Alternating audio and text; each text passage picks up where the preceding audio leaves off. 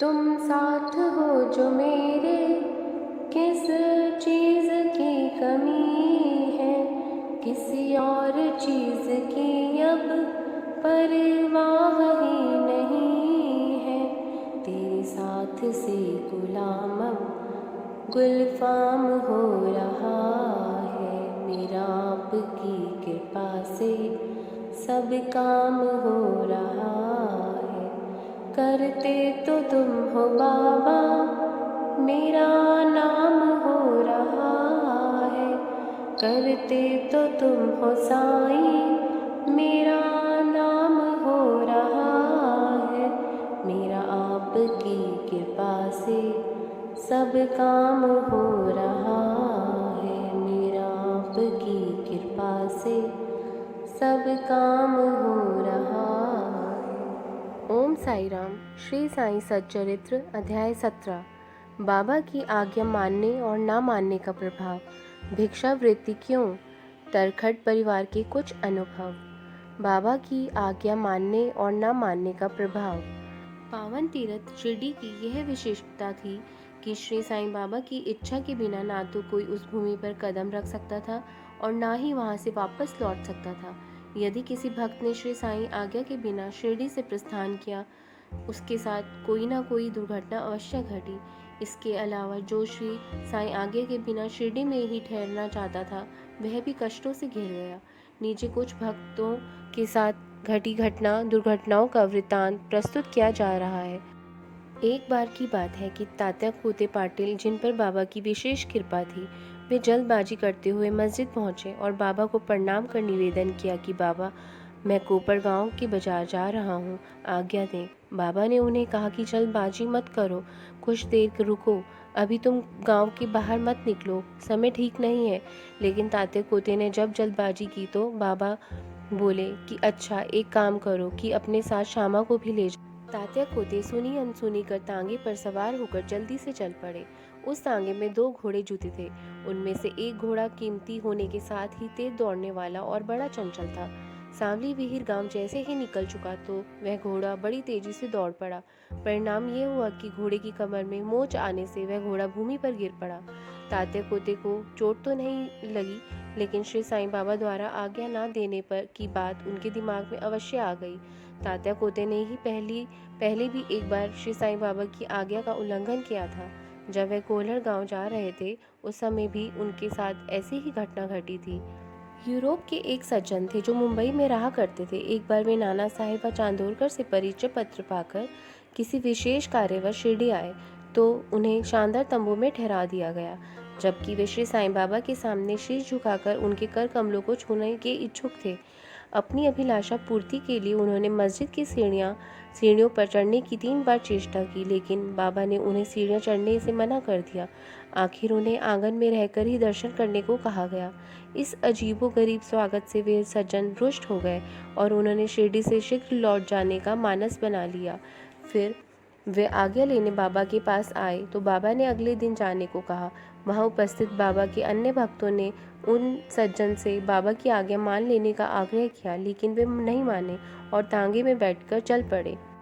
अभी तांगा सांवली विहीर तक ही पहुंचा होगा कि तभी सामने एक साइकिल सवार के आ जाने से घोड़े पिदक गए और तेजी से दौड़ने लगे। परिणाम यह हुआ कि तांगा पलट गया और वे सज्जन लुढ़क कर कुछ दूर तक तांगे के साथ घसीटते चले गए। वहां मौजूद लोगों ने दौड़कर उन्हें उठाया। चोट अधिक आई थी, अतः उन्हें कोपर गांव के अस्पताल में भर्ती करा दिया गया। भिक्षावृत्ति क्यों? पिछले अध्याय में श्री साईं बाबा द्वारा भिक्षा मांगने का विवरण दिया गया है। इस संदर्भ में कुछ लोगों को संशय हो सकता है कि बाबा जैसे सिद्ध पुरुष को आजीवन भिक्षावृत्ति अपनाने की क्या आवश्यकता पड़ गई। वस्तुतः इसके 2 कारण हो सकते हैं, जिनका हिमानपंत ने मूल ग्रंथ में वर्णन किया है। पहला कारण यह है कि जो लोग कंचन, कामिनी व कीर्ति अर्थात 3 ककार को त्याग चुके हैं, वही भिक्षा पाने के अधिकारी हैं। ऐसा शास्त्रों में कहा गया है, क्योंकि वे घर में रहकर भोजन आदि की व्यवस्था नहीं कर सकते, इसलिए उन्हें भिक्षा देने का दायित्व गृहस्थों पर है। जहाँ तक श्री साईं बाबा का प्रश्न है, वे ना तो गृहस्थी थे और ना ही वानप्रस्थी थे। वे बाल ब्रह्मचारी थे। उनकी दृष्टि में सारा संसार ही उनका घर था। वे परब्रह्म विश्व के पालनहार व स्वयं भगवान वासुदेव ही थे। दूसरा कारण यह है कि गृहस्थ आश्रम में रहने वाले लोगों को रसोई में भोजन बनाते समय यह 5 क्रियाएं करनी पड़ती है: पीसना, दलना, बर्तन मलना, मार्जनी, चूल्हा जलाना। ये एक प्रकार से 5 प्रकार के पाप हैं जिनका प्रायश्चित करना आवश्यक है। इन्हीं सबको पंच सुना कहते हैं। ये क्रियाएं पाप इसलिए हैं कि इनको करने से जीवों की हत्या किसी न किसी रूप में होती ही है। इन्हीं पापों के प्रायश्चित के लिए 5 प्रकार के यज्ञ करने की आज्ञा शास्त्रों में दी गई है। 5 यज्ञ ये हैं: ब्रह्म यज्ञ, पितृयज्ञ, देव यज्ञ, भूत यज्ञ, अतिथि यज्ञ। उपरोक्त कर्मादि शास्त्र सम्मत विधि से किए जाए तो मन निर्मल होकर ज्ञान का मार्ग सुगम हो जाता है। भिक्षावृत्ति द्वारा श्री साईं बाबा गृहस्थियों को उनके पावन कर्मों की स्मृति कराते रहते थे। हेमाड पंत का कहना है कि वे लोग धन्य हैं जिन्हें श्री साईं बाबा के दर्शन घर बैठे ही हो जाया करते थे। तरखट परिवार के कुछ अनुभव। श्रीमद् भगवद गीता में भगवान श्री कृष्ण ने कहा है कि जो भक्त मुझे पत्र, पुष्प, फल, जल आदि प्रेम पूर्वक अर्पण करता है, उस निर्मल चित्त वाले निष्काम भक्त का प्रेम से अर्पण किया हुआ वह पत्र, पुष्प आदि में साक्षात प्रकट होकर प्रीतिपूर्वक ग्रहण कर लेता हूँ। श्री साईं बाबा के बारे में भी ऐसा ही समझना चाहिए। यदि कोई भक्त श्री साईं बाबा को कुछ अर्पण करने का इच्छुक होता था और वह उस वस्तु को अर्पण करना भूल जाता था, तो श्री साईं बाबा उसे स्वयं या उसके किसी मित्र के माध्यम से उसे स्मरण करवाकर वह वस्तु अर्पण करने को कहते थे और वह वस्तु स्वीकार करके उसे आशीर्वाद देते थे। ऐसा ही तरखट परिवार के साथ भी घटित हुआ था, जिसका विवरण इस प्रकार है। बाबा जी तरखट प्रार्थना समाजी थे, लेकिन श्री साईं बाबा के अनन्य भक्त थे। उनकी धर्म पत्नी व पुत्र की दृष्टि में तो श्री साईं बाबा ही सब कुछ थे। एक बार उन्होंने निर्णय किया कि उनका पुत्र व पत्नी गर्मी की छुट्टियां शिरडी में ही बिताएं, लेकिन उनका पुत्र उनके विचार से सहमत नहीं हुआ। वह गर्मी की छुट्टियां बांद्रा में ही बिताना चाहता था, क्योंकि उसे आशंका थी कि उसके घर में न रहने से श्री साईं बाबा की पूजा में व्यवधान पड़ेगा। कारण कि पिताजी प्रार्थना समाजी होने के कारण वे श्री साईं बाबा की पूजा की ओर उचित ध्यान नहीं दे सकेंगे। लेकिन पिताजी ने जब उसे इस बारे में आश्वस्त कर दिया, तब माँ बेटे शुक्रवार को शिरडी रवाना हो गए। अगले दिन यानी शनिवार को बाबा साहेब तरखट ब्रह्म मुहूर्त में उठे और स्नानोपरांत पूजन करने से पहले ही श्री साईं बाबा को साष्टांग दंडवत कर बोले कि हे बाबा, मैं आपकी पूजा ठीक उसी तरह करूँगा जिस तरह मेरा पुत्र करता था। फिर उन्होंने पूजा कर मिश्री का भोग लगाया। बाद में मिश्री दोपहर भोजन के समय प्रसाद रूप में वितरित कर दी। रविवार तक पूजा निर्विघ्न संपन्न होती रही, लेकिन सोमवार को उन्हें ऑफिस जाना था। फिर भी पूजा निर्विघ्न संपन्न हो गई। उन्हें संतुष्टि हुई कि वे पुत्र को दिए आश्वासन को पूरा कर रहे थे, वह भी निर्विघ्न। मंगलवार के दिन पूजा करके वे ऑफिस चले गए, लेकिन जब दोपहर को घर लौटे और भोजन करने लगे तो उनकी थाली में प्रसाद नहीं था। उन्होंने इस बारे में रसोइये से पूछा तो उसने बताया कि वे भूलवश वे प्रसाद चढ़ाना भूल गए। इतना सुनना था कि वे शीघ्र उठे और बाबा को दंडवत कर क्षमा मांगने लगे। फिर उचित मार्ग निर्देशन न करने व पूजा को शारीरिक परिश्रम तक सीमित रखने के लिए उलाहना देने लगे। उन्होंने पुत्र को पत्र लिखकर घटी घटना का सारा विवरण बताकर बाबा से उनकी तरफ से क्षमा मांगने को भी कहा। यह घटना बांद्रा में दोपहर को घटी थी। यही वह समय था जब शिरडी में दोपहर की आरती होने वाली थी। तभी श्री साईं बाबा ने श्रीमती तरखट से कहा कि माँ, मैं भोजन करने के लिए बांद्रा स्थित तुम्हारे घर गया था, लेकिन घर के बाहर ताला लगा था। फिर मैं किसी तरह भीतर चला गया, लेकिन वहाँ देखा कि भाऊ मेरे खाने के लिए कुछ रख कर ही नहीं गए थे, इसलिए मैं तुम्हारे घर से भूखा ही लौट आया। श्री साईं बाबा के इस कथन का आशय कोई भी नहीं समझ पाया, लेकिन वहीं खड़ा तरखट का पुत्र समझ गया कि बांद्रा में पूजा के दौरान पिताजी से अवश्य कोई त्रुटि हो गई है। अतः वह बाबा से बांद्रा लौटने के लिए अनुमति मांगने लगे, लेकिन बाबा ने मना कर दिया और कहा कि तुम यहीं मेरी पूजा करो। बाद में पुत्र ने पिता तरखट को पत्र द्वारा सूचित किया कि भविष्य में पूजा में सावधानी बरतें। बांद्रा निवासी रघुवीर भास्कर पुरंदरे की भी श्री साईं बाबा के परम भक्त थे और अक्सर शिरडी आया जाया करते थे। एक बार जब वे शिरडी जा रहे थे तब श्रीमती तरखट ने श्रीमती पुरंदरे को 2 बैंगन देकर उनसे प्रार्थना की कि शिरडी पहुंचकर वे एक बैंगन का भरित तथा दूसरे बैंगन का काचर्य बनाकर बाबा को अर्पण कर दें। शिरडी पहुंचने पर श्रीमती पुरंदरे भरित बनाकर मस्जिद ले गई। उस समय बाबा भोजन करने बैठे ही थे। उन्होंने वह भरित खाया तो उन्हें बड़ा स्वादिष्ट लगा, इसलिए उन्होंने वहां उपस्थित सभी भक्तों को थोड़ा थोड़ा बांट दिया।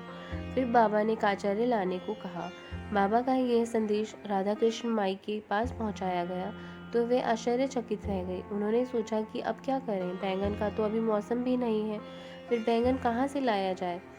फिर पता लगाया गया कि भरित कौन लाया था। तब पता चला कि बैंगन तो श्रीमती पुरंदरे लाई थी।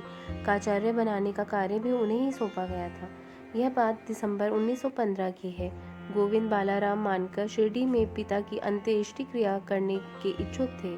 शिरडी जाने से पूर्व वे श्रीमती तरखट से मिले तो श्रीमती तरखट को विचार आया कि बाबा के लिए कुछ भेंट देनी चाहिए, लेकिन क्या देती। घर में ढूंढने पर उन्हें केवल एक पेड़ा मिला।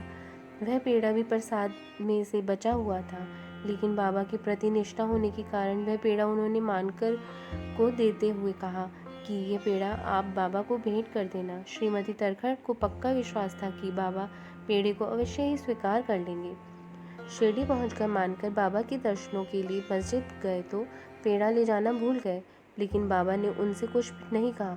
मानकर जब पुनः शाम को भी पेड़ा लिए बिना ही जब बाबा के पास गए तो बाबा ने उनसे पूछा कि तुम क्या लाए हो।